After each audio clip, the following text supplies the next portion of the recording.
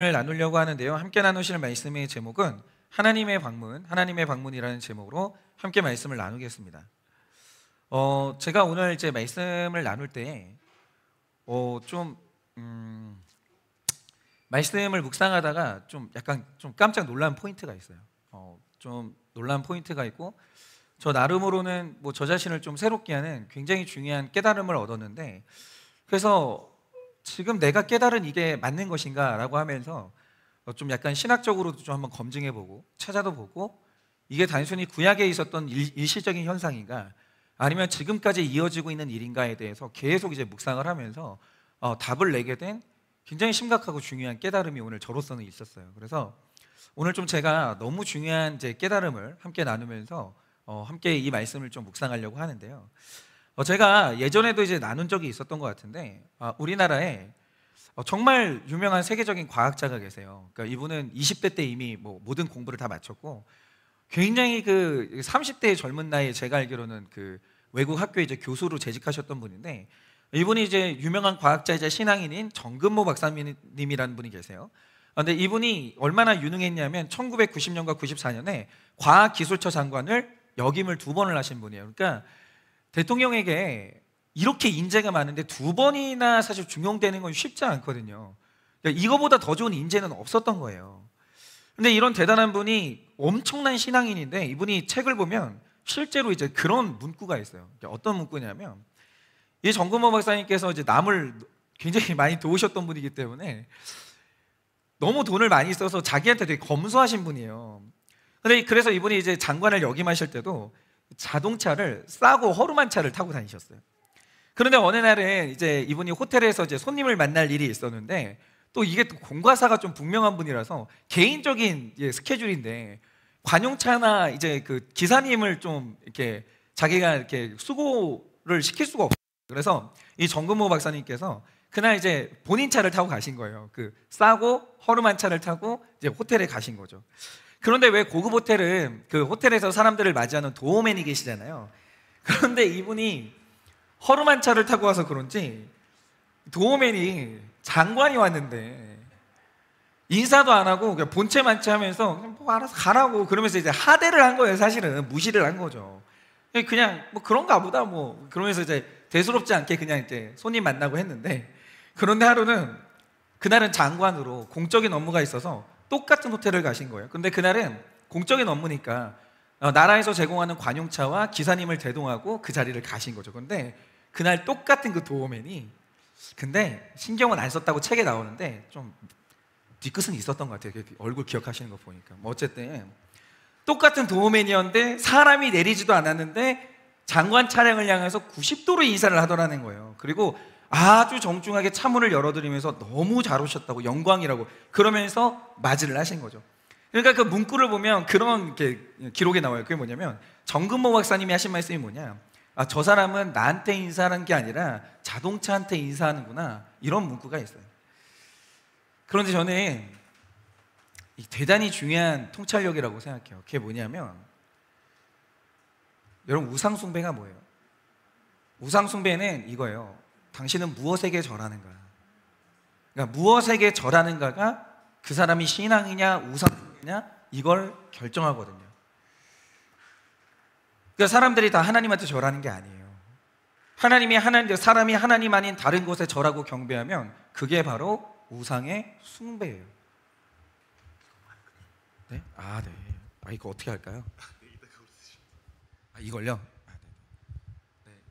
재밌죠? 이런 일도 있습니다. 네.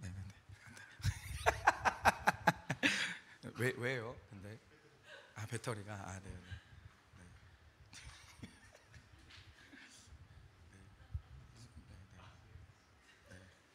할까요? 네. 저도 이런 일이 처음이에요. 됐나요? 우리 박가훈 집사님 한번 박수 한번 쳐드릴까요? 그래요? 네. 가실래요? 네. 수고하세요. 네. 그래서 사실은 우리가 지금 이 예배 시간에 나와서 우리는 경배를 하고 절을 하는데, 사실은 우린 지금 우상 숭배하는 분들이 분명히 있어요. 그리고 어떤 사람들은 예배하는 사람들이 있다라는 거죠. 저는 이걸 분별하는 게 저 자신한테 너무너무 중요해요. 이게 너무 맞는 말인 게 뭐냐면, 똑같은 사람이 갔는데 타고 가는 차가 뭐냐에 따라서 인사를 하기도 하고 안 하기도 하는 거예요. 사람은 똑같았어요. 그런데 차가 바뀌니까 인사도 하고 인사를 안 하는 거예요. 그러니까 이거는 뭐냐면, 자동차한테 인사하는 게 맞죠. 그러면 하나 한번 물어볼게요. 나무한테 인사하는 거랑 절하는 거랑, 바위에게 절하는 거랑, 자동차한테 절하는 거랑 본질이 뭐가 달라요? 뭐가 달라요? 그러니까 이게 영육일원론이라고 해서 이 사람의 삶을 보면 이 사람이 그리스도인인지 무속신앙인인지 사실은 알 수 있는 거예요. 여러분, 뭐에 절하십니까? 뭐에 존중하십니까? 저는 이거 굉장히 심각하게 저 자신에게, 이 말씀은 이건 저는 좀 굉장히 심각하게 받았는데, 저는 이거 우리 삶에 반드시 대입해 봐야 된다고 생각해요. 우리 오늘 예배하고 있습니다. 예배는 뭐냐면 본질이 굽혀서 절하는 거예요. 그게 예배예요. 그런데 우리는 예수님께 절을 하는가, 아니면 예수님이 주실 수 있는 다른 그 무엇에 절을 하는가? 여러분, 이걸 적나라하게 보여준 게 예수님이 육체로 오셨을 때 그분을 맞이했던 사람들의 모습이 적나라하게 그날 나타났어요.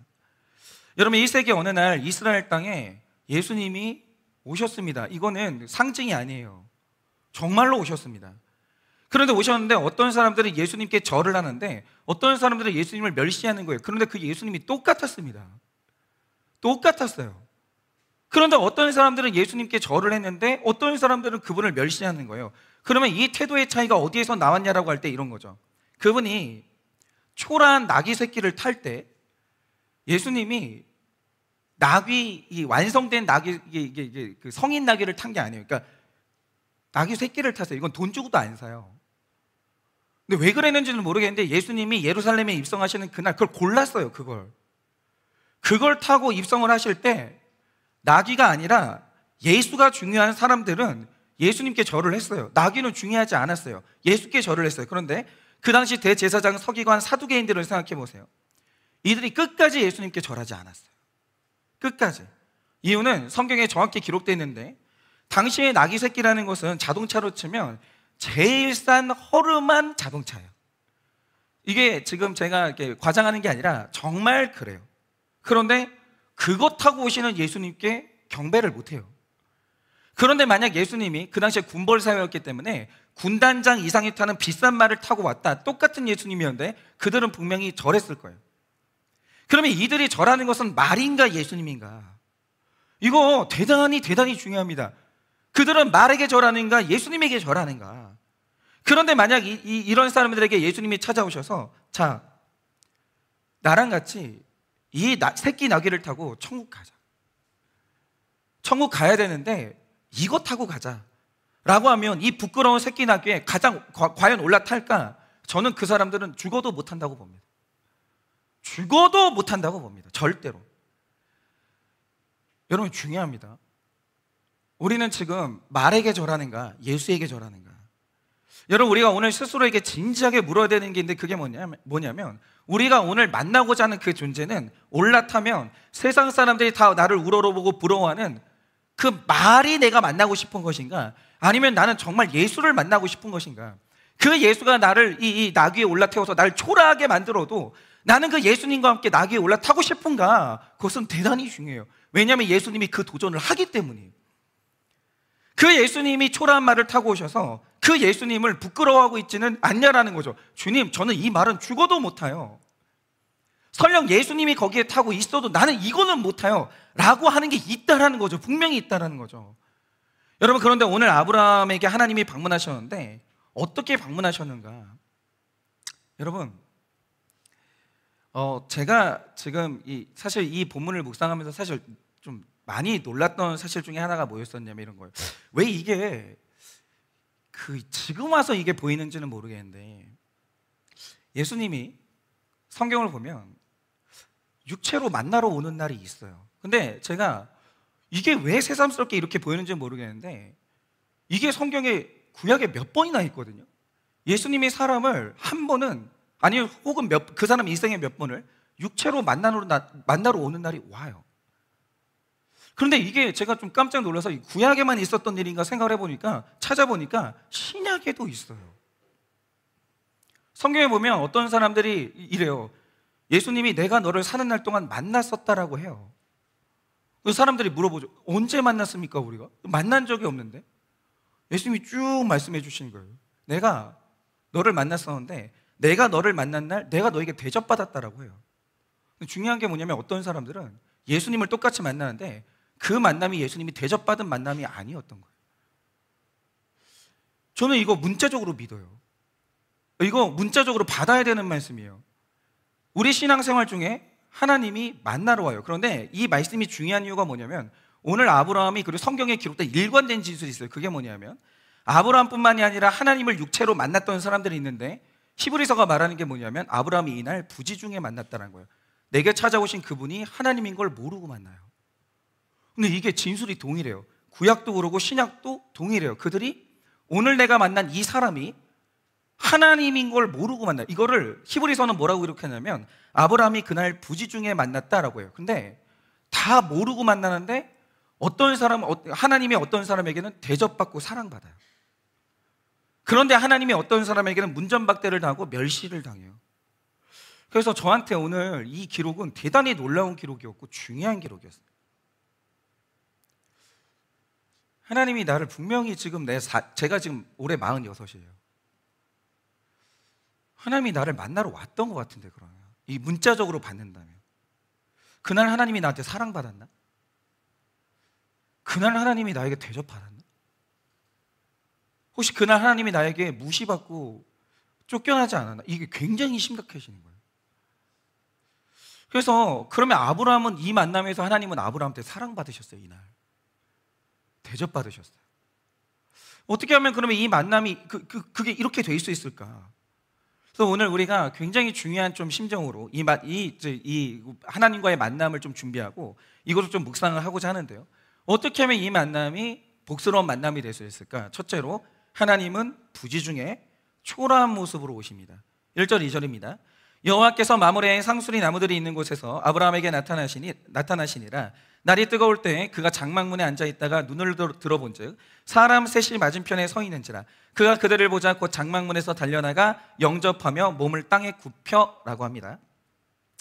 제가 예전에 성경을 보면서 하나 신기하게 여겼던 게 있는데 이런 거죠.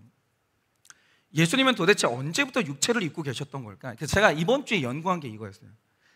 예수님은 도대체 언제부터 육체를 입었을까? 제가 왜 이 질문을 했냐면요, 우리는 흔히 생각하기를 예수님은 예전에는 늘 영으로 계시다가 마리아를 통해 이 땅에 오시면서 비로소 육체를 입었다 이렇게 생각하시잖아요. 그런데 구약을 보면 오늘 성경 1절도 분명히 그렇게 얘기를 해요. 하나님이 이날 찾아왔다 이래요. 구약을 보면 이미 육체로 있던 예수님이 등장해요. 그 예수님을 다니엘도 만났고 아브라함도 만났고 심지어 야곱이 어느 날 야복강가에서 씨름을 했는데 성경은 그를 하나님이라고 기록해요. 이 일이 모든 그리스도인들에게 보편적으로 일어나는 일이라는 것을 저는 확신해요. 그런데 이 대표적인 본문이 오늘 말씀인데 오늘 말씀을 보면 아브라함 앞에 3명의 사람들이 등장을 해요. 근데 이 사람들에 대해서 학자들이 일치하는 견해는 뭐냐면 이들 중에 하나가 예수님이었다 이거예요. 육체예요. 왜냐하면 이날 예수님이 먹었다는 기록이 나오죠. 명백한 육체였던 거예요. 그래서 이 칼 라너라는 학자는 말하기를 예수님이 육체가 되시는 이 사건은 절대로 낯선 사건이 아니었다라고 얘기를 해요. 그러니까 이전에는 한 번도 육체가 아니었다가 너무 낯설게 예수님이 육체가 됐다 이게 아닌 거예요. 칼 라너는 말하는 게 뭐냐면 그의 예수라는 존재 안에 삼위일체 예수라는 존재 안에 이미 육체성이 있었다라는 거예요. 그러니까 물질이 나왔다라는 거예요. 예수로부터. 그러니까 이게 절대 낯선 사건이 아니라는 거죠. 왜냐? 언제부터인지 정확히 모르겠지만 예수님에게 육체성이 있었다라는 거예요. 근데 그거를 구약부터 증언을 해요. 어쨌든 오늘 아브라함에게 예수님이 찾아오셨는데 육체로 오십니다. 그런데 중요한 건 이거죠. 아브라함이 하나님께 처음 부름받은 나이가 75세예요. 그리고 오늘까지 정확하게 24년이 지났는데 그 전에는 말씀으로 찾아왔던 하나님이 오늘 나타나십니다. 그를 방문하십니다. 그런데 이 방문의 양상을 하셔야 돼요. 이게 신구약에 정확히 동일하게 나타나는데 부지 중에 오세요. 그가 하나님인 걸 모르는데 알지 못하는데 하나님이 나타나신다라는 거예요. 왔어요. 성경은 이거 하나하나가 굉장한 의미가 있는 거예요. 그래서 드디어 아브라함이요 귀로만 듣던 하나님하고 마주보게 됩니다.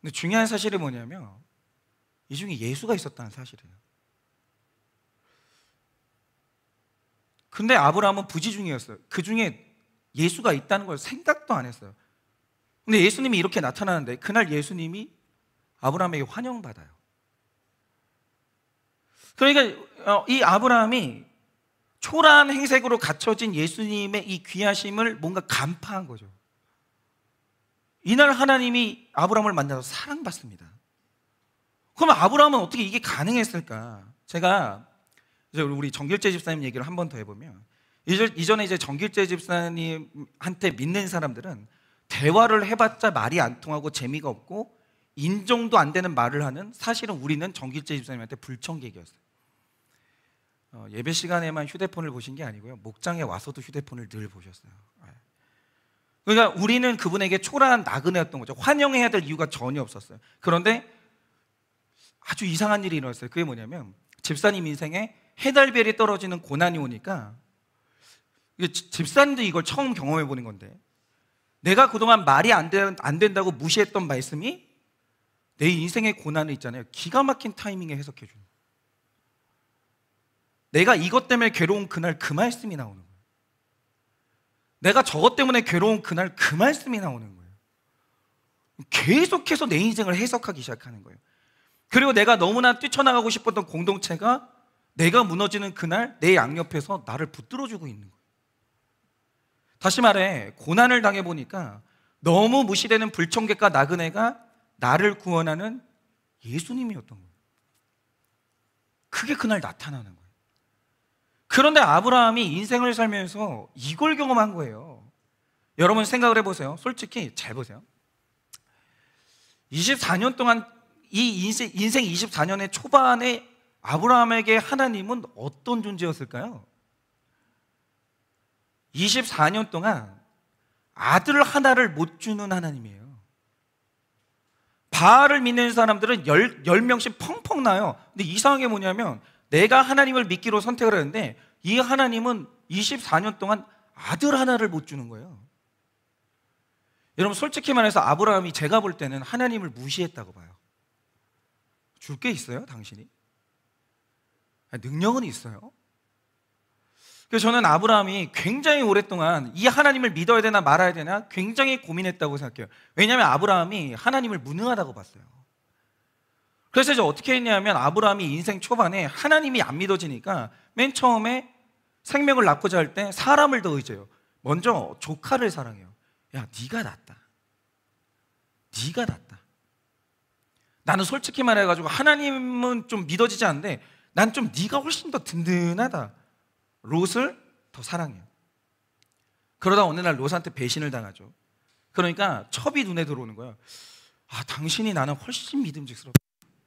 젊고 아름다운 당신, 왠지 당신은 하나님보다 더 나에게 생명을 낳아줄 것 같다, 이래요. 근데 그날 이제 그 하갈을 마저 드리는 그날, 시간 지나니까 하갈도 잃어버리고 이스마엘도 다 잃어버려요. 그런데 아브라함이 인생을 쭉 지나다 보니까 이거 내가 믿음직스럽고 믿을만하다고 생각했던 모든 것들이 있었는데 그것들의 끝이 다 고통인 거예요. 옆에 아무것도 안 남아있는 거예요. 그 끝에서 늘 배신을 당하거나 잃어버리거나 너무너무 허무를 느끼는 거예요. 여러분 이거 미리 아셔야 되는데, 여러분 인생의 본질의 끝은 허무입니다. 영원히 손에 남는 게 없어요. 이게 썩어지는 세상이고 연력학체 2법칙이 지배하는 세상이기 때문에 이게 반드시 언젠가 녹슬어요.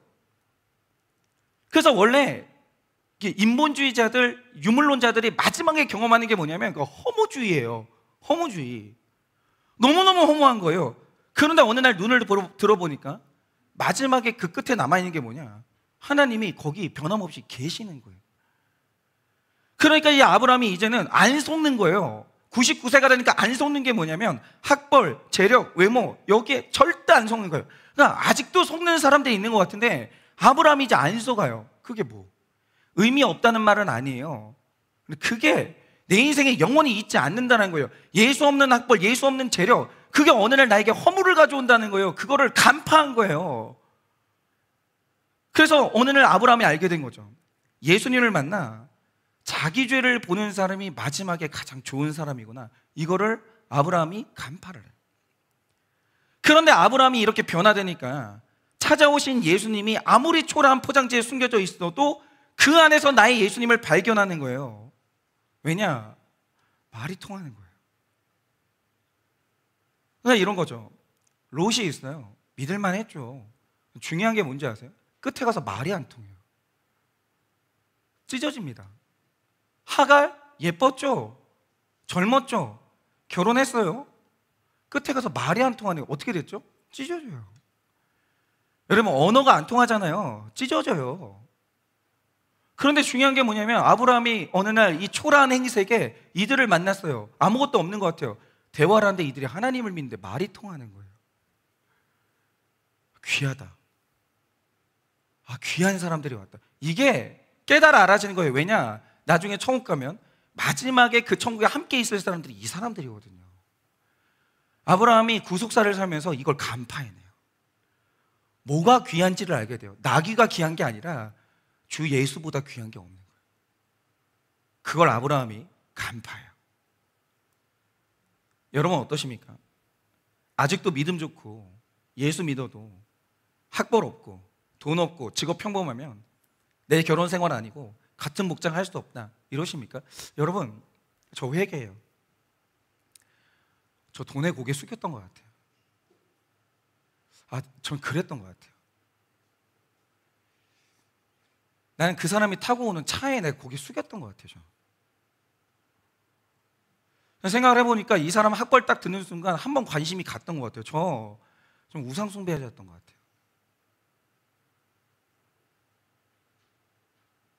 이게 지금 학벌 없고 돈 없고 직업 평범하면 내 결혼 상대 아니지. 근데 그거 아셔야 돼요. 예수 없이 이걸 선택하잖아요. 끝에 가서 말이 안 통한다는 거예요. 가는 길이 갈려요. 같이 못 간다니까요. 같은 목장을 나는 못해, 이러는 거예요. 그래서 우리는 예수님이 우리에게 찾아오시는 날 예수님이 우리에게 환영을 못 받는 거예요. 그 예수님이 문전박대를 다 하는 거예요. 근데 아브라함이 이거 안 속아요. 누가 찾아와도 어떤 껍질을 가지고 찾아와도 그가 예수가 있고 말이 통한다, 환영하고 사랑해주고 존중해주고 아껴주는 거예요. 그래서 그날 예수님이 아브라함에게 사랑받아요. 아브라함에게 환영받아요. 여러분, 믿음이 가장 귀한 것이 돼야 분명히 지금 여러분 인생에 예수님은 오셔봤을 거예요. 앞으로 몇 번 더 찾아오실 겁니다. 그래야 예수님 알아봐요. 그래야 예수님이 우리한테 환영받고 존중받아요. 오신 예수님을 만나는 수지 맞은 인생이 될 수 있는 거예요. 그 껍질 빨리 버리셔야 돼요. 우상숭배 빨리 버리셔야 돼요. 예수님이 어떤 껍질을 가지고 나타나도 그 예수님이 나한테 사랑받아야 된다는 거죠. 그러려면 방법 딱 하나밖에 없어요. 안 속아야 돼요. 주 예수가 가장 귀하다는 거, 믿음이 가장 귀하다는 거, 이게 빨리 간파가 돼야 어느 날 내가 예수님 만났을 때 예수님은 나의 귀한 손님이 되고 그 만남이 수지 맞은 만남이 되는 거예요. 적용 질문 드립니다. 내가 엎드려 절하는 것은 예수님입니까? 자동차입니까?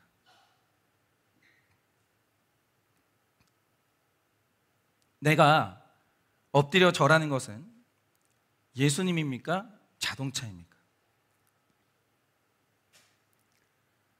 새끼 나귀를 타고 오셔도 예수님을 알아볼 수 있으십니까? 새끼 나귀를 타고 오셔도 예수님을 알아볼 수 있으십니까? 예수님을 불청객으로 여기지 않았습니까? 여러분, 이거 한번 마지막 질문 좀 심각하게 생각해 보세요. 분명히 지금 육체로 우리 인생에 예수님이 몇 번 오셨을 텐데 예수님은 여러분들한테 사랑받았을까요? 대접받았을까요? 예수님을 불청객으로 여기는 인생은 아니었습니까? 둘째로 자원함과 극진함과 겸손함으로 대접했습니다. 3절 4절입니다. 이르되 내 주여 내가 주께 은혜를 입었사오면 원하건대 종을 떠나 지나가지 마시옵고 물을 조금 가져오게 하사 당신들의 발을 씻으시고 나무 아래서 쉬소서라고 해요. 여러분, 저는 그 아브라함 보면서 오늘 되게 회개를 많이 하고 좀 제가 좀 살아나는 느낌이었는데, 여러분 오늘 아브라함의 행동을 잘 보세요. 지금 아브라함이 99세예요. 근데 사람이 이렇게 되면 사실 자세가 달라져요. 자세가 이렇게 어떻게 되냐면, 이제 나는 좀 대접받을 때다. 이제 나는 존중을 좀 받을 때다. 나도 모르게 자세가 이렇게 변해요. 99세가 됐으니까. 근데 이 아브라함이 하나님 앞에서 계속 지금 날로 성화가 된다는 말의 뜻이 뭐냐면, 99세의 노인이 섬김이 안 죽었어요. 이거 좀 약간 놀라운 모습이거든요.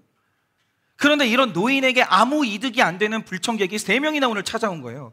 그런데 이들을 대하는 아브라함의 모습이 뭐냐? 이 뜨거운 날 손님을 보자마자 달려나가요.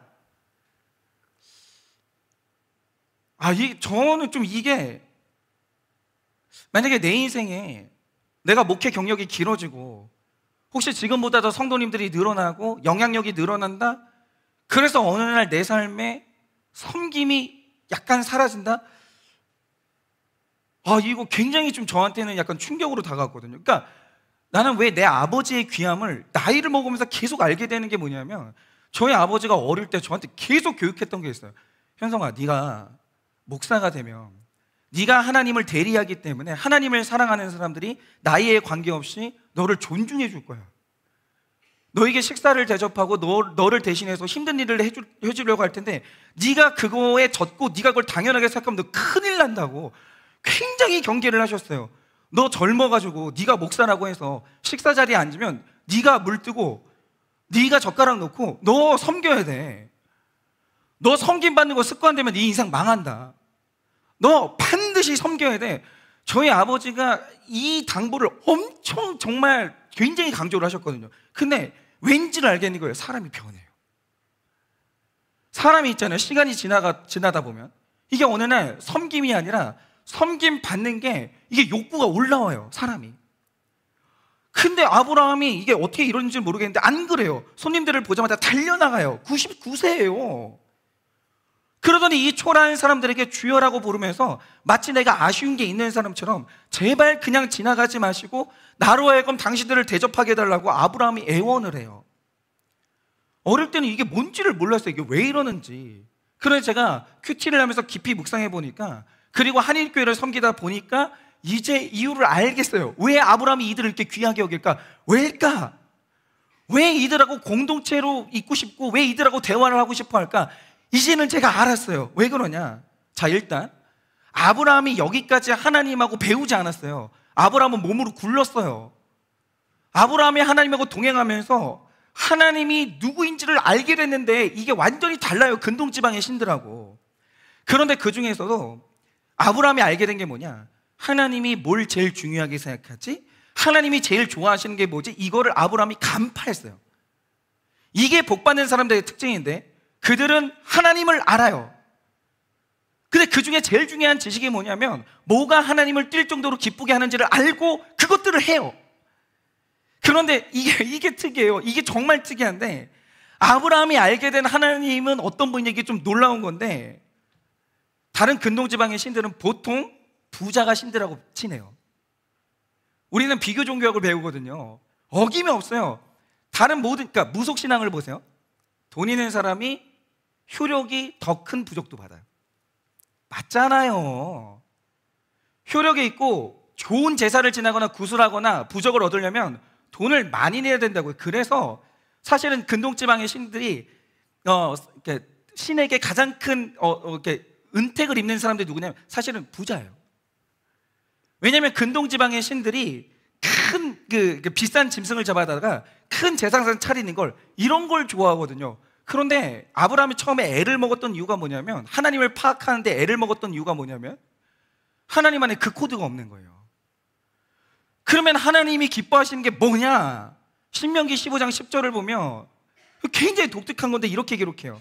이스라엘 땅에 고아와 과부가 있는데 너는 반드시 그에게 줄 것이요 줄 때에는 아끼는 마음을 품지 말 것이니라. 이로 말미암아 내 하나님 여호와께서 내가 하는 모든 일과 내 손이 닿는 모든 일에 내게 복을 주시리라, 이러세요. 근데 아브라함이 이걸 파악하는데 애를 먹었던 이유가 그거예요. 근동지방에 이런 신이 없어요. 이걸 좋아하는 신이 없어요. 그래서 유럽에서 제일 먼저 복지제도가 일어난 이유가 이것 때문이에요. 근동 지방에 이걸 좋아하는 신이 없었던 거예요.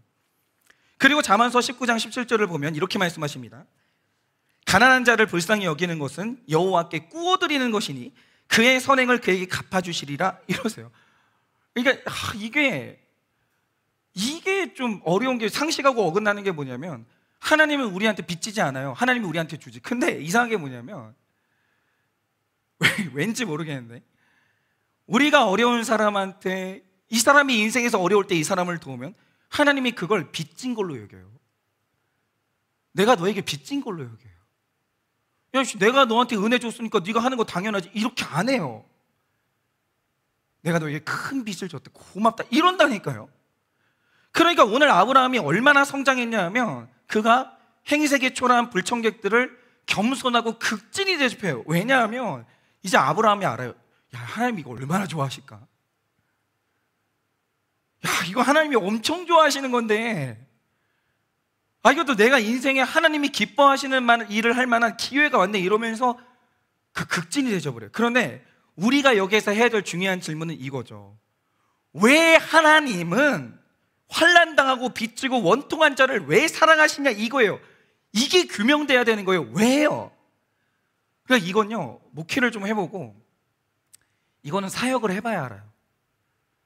사역을 안 하는 사람은 이 이유를 몰라요. 절대 몰라요. 그게 뭐냐, 예전에 김양재 목사님이 저한테 그런 말씀을 하신 적이 있어요. 목사님이 집사 시절에 소그룹 모임을 엄청 많이 하셨거든요. 근데 많이 하셨는데 뭐 이런저런 모임들을 하셨겠죠. 근데 이제 이분은 또 청년들 이제 만약에 소그룹을 하면 명문대생 모임은 안 하셨나 봐요. 재수생 모임을 하고 이러셨거든요. 근데 신기한 게 뭐냐면, 힘든 사람들하고도 소그룹 하는데 배우고 있는 사람들하고도 하는 거예요. 그런데 이제 많이 배우고 고난이 없고 교양 있는 분들이 모이면 분위기가 그렇게 좋아요. 정말 이분들은 꼬인 게 없어요. 꼬인 게 없고 부들부들하고, 만나면 어떻게 지냈어? 막, 응? 보고 싶었어. 그러면서 막 서로 있잖아요. 너무 부드럽게 말해주고 막 안아주고 막 이런 여유가 있는 거죠. 그러니까 만남에 여유가 있는 거예요. 여유가. 시간도 그냥 뭐 여유 있으니까 아주 여유 있게 이제 목장이 진행이 되는 거죠. 그리고 그런 분들이 경우가 발라가지고 올 때 그냥 안 온다는 거예요. 꼭 먹을 걸 뭘 사들고 온대요.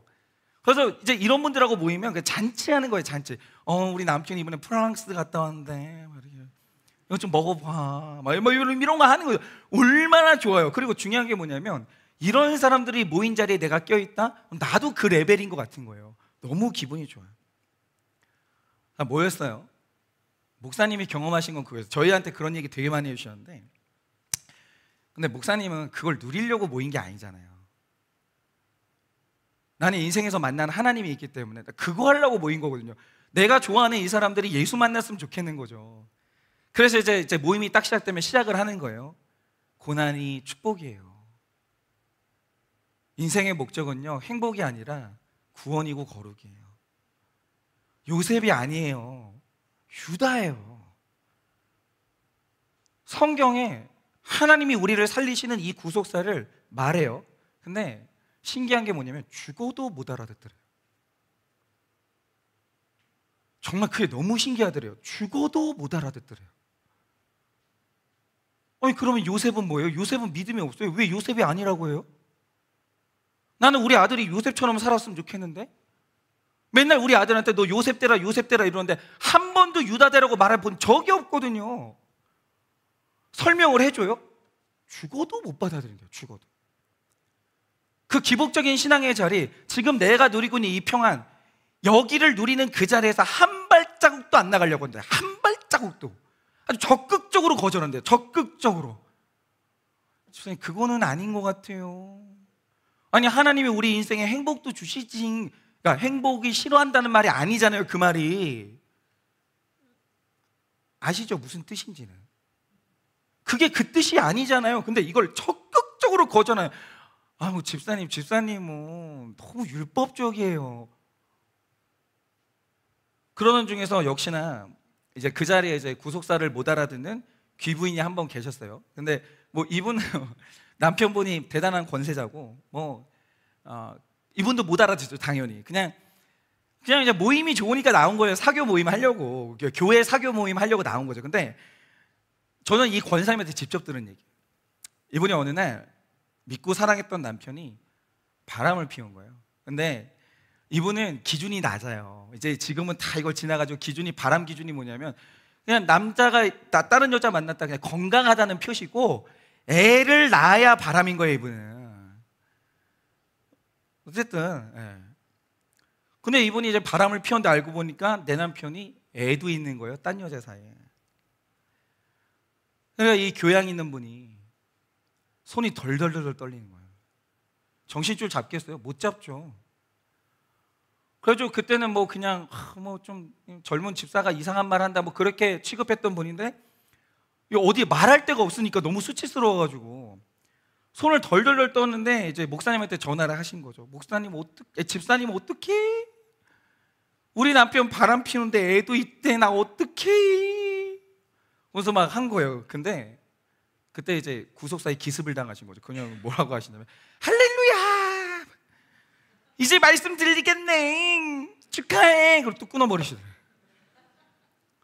이제 이걸 우리는 구속사의 기습이라고 하는데, 이때 너무 황당해가지고 화도 못 내겠더래요. 이건 뭐지? 너무 황당하더래요. 너무 황당해. 그래가지고 멍하니 있다가 그냥 뭐 전화를 화도 못 냈는데, 제가 믿음이 없어가지고 아직 하늘교회에서 이걸 못 해봤어요. 한 명만 걸리면 은퇴하기 전에 이거 한번 해보려고 그래. 할렐루야 축하해요, 이거 한번 해봐야 될 것 같아. 근데 이분이 하신 말, 이 권사님이 직접 저한테 해주신 말씀이 뭐냐면, 신기한 게 뭐냐, 한 번도 안 들렸대. 그전에는 그 모임을 나가면 한 번도 안 들렸대. 그냥 뭐 믿는 사람은 큐팅하는 거고 그냥 이 사람들이 좋아가지고 거기 나갔는데,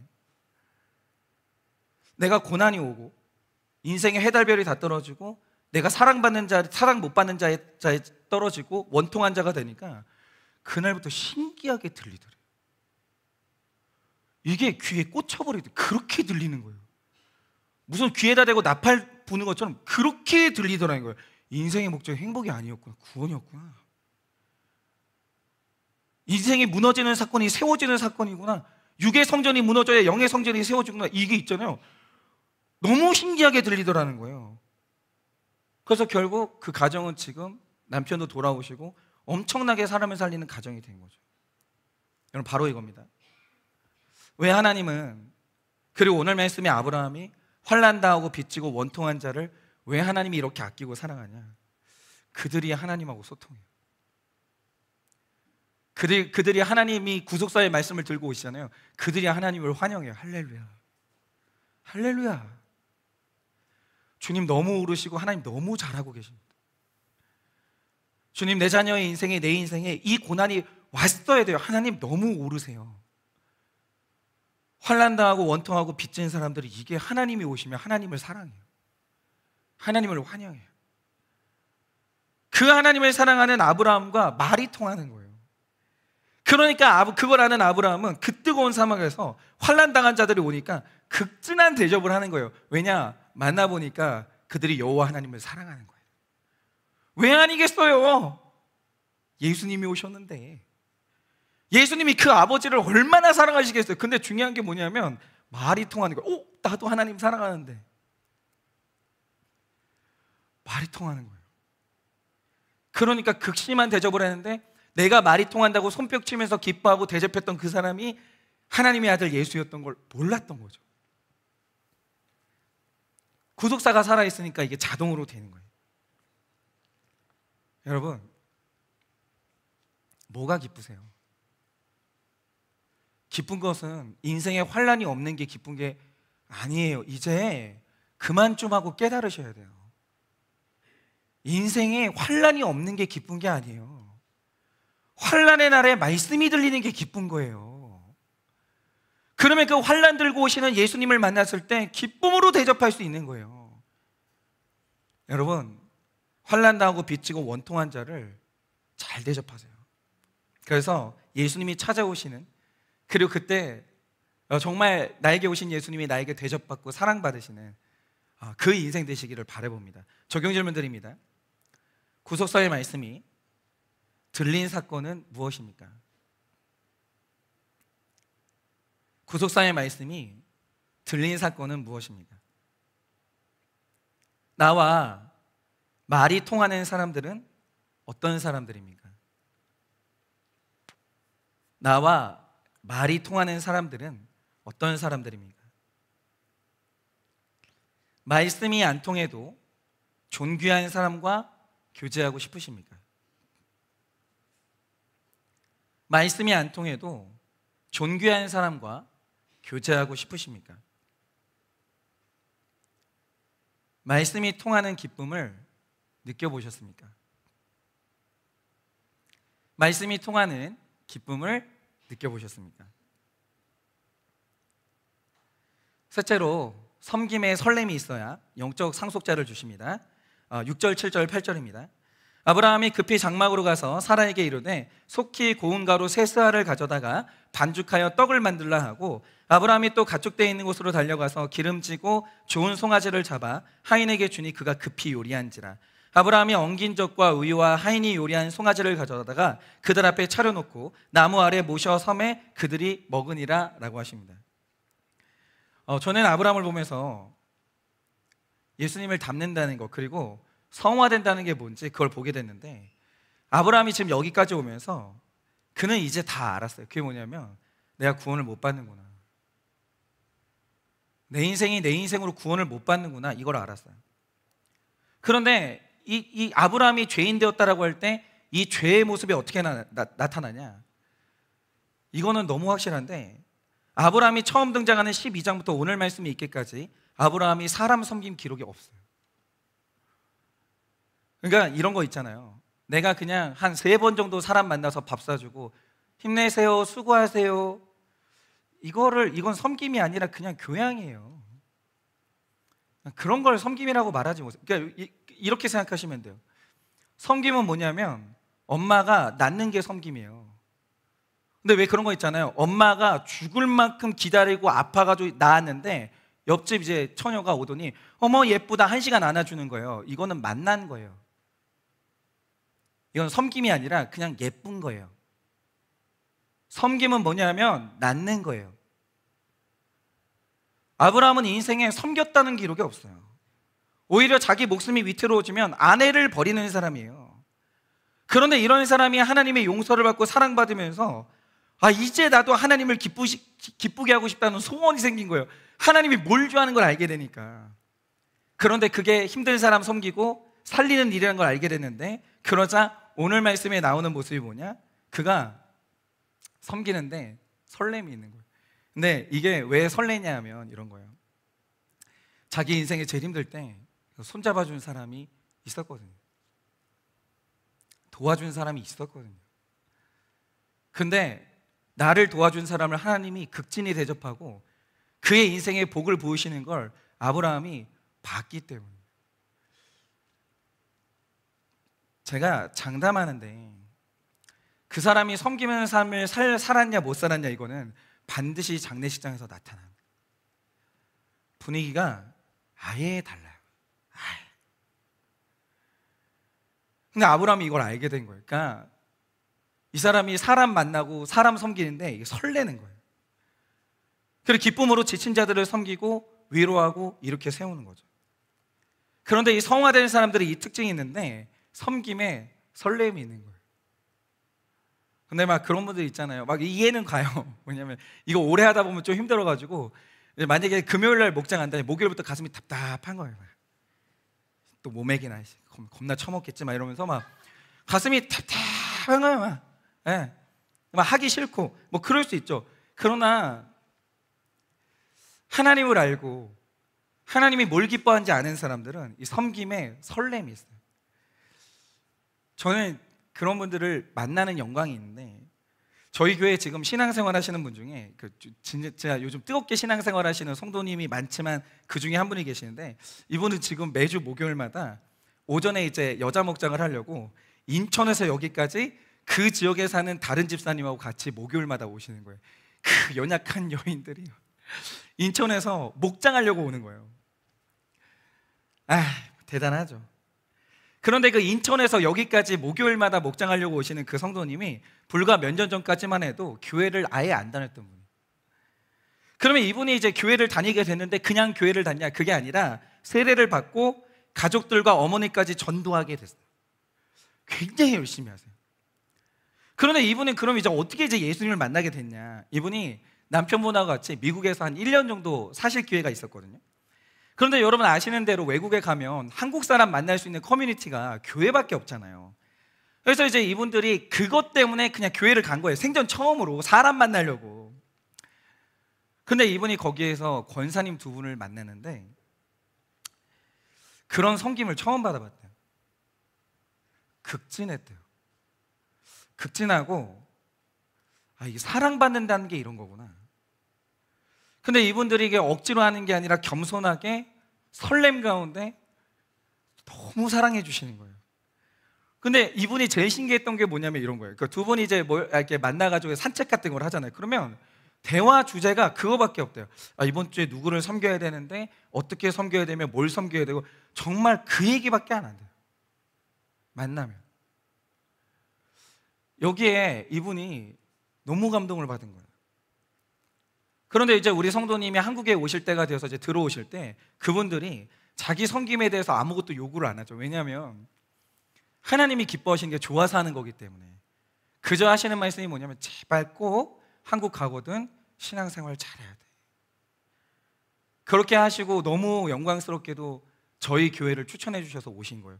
정말 죽기 전에 이런 분들을 꼭 만났으면 좋겠어요. 정말 오시면 제발 한 번만 저희 교회 방문해 주셨으면 좋겠어요. 뵙고 배우고 싶고 너무 물어보고 싶은 게 많아요. 너무.